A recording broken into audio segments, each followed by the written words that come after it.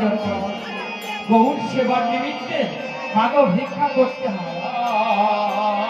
ভিক্ষা একটু করে আনো, কোনো কোনো মা করে আনো, সকলে আশা করতে হবে।